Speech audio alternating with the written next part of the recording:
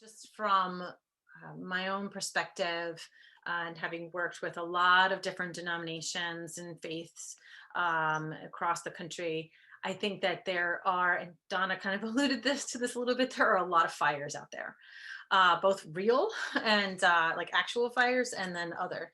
So I think that in terms of that introspection, that congregational introspection, pick things that you know are you are passionate about as a congregation and that reflect your mission, and focus on those.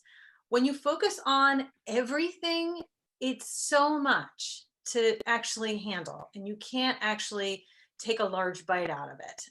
So I have found in these times to focus in on something where you think you can really make an impact on someone in a very real way, and even better if it's someone that's in close proximity to your space and to your house of worship. Then that, I think, is makes it all the more meaningful, both now and after we get through this as a country. So that is kind of what I'm going to say from the 80,000 foot level. But I'd love to hear what other folks have to say. Well, just to pick up on that, Karen, thank you. I mean, it's pretty easy to look at the broad stuff and lose sight of the tangibles which are in your congregation. But pick an energy point in your church and then build around it. It when we are in the housing space, we can't just think about building a box. It's about the services that surround it. It's about a community.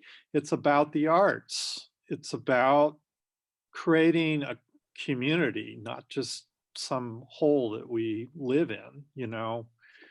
I know out in California that my friend has done stuff with Art Spirit, where they really connected the arts to building 25 tiny homes in Oakland or Berkeley, California for homeless youth.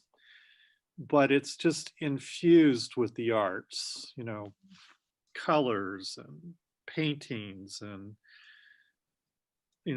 just really thinking about what does this look like? How do we feel as human beings?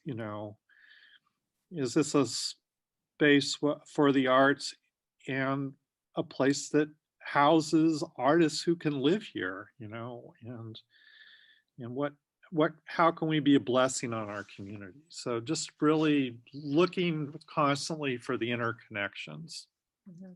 I think our approach is to try to stay open to the spirit. Sometimes the spirit arrives in the form of an email or a phone call from somebody who's like, well, can you help me with this? And so we're trying to do that with our arts program. We have a lovely theater that has been dark for the last 6 months, and we finally are getting some ways to use it through, remotely for people to do performances here very carefully and live stream them or else film them.